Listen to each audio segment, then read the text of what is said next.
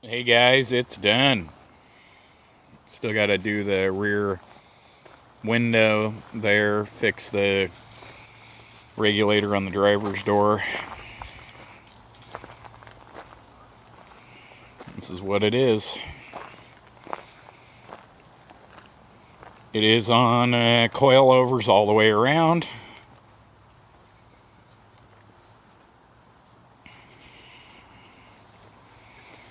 Yeah, not bad. Took about 2.5 days to get it done. Could have done it quicker, but we ran into issues along the way.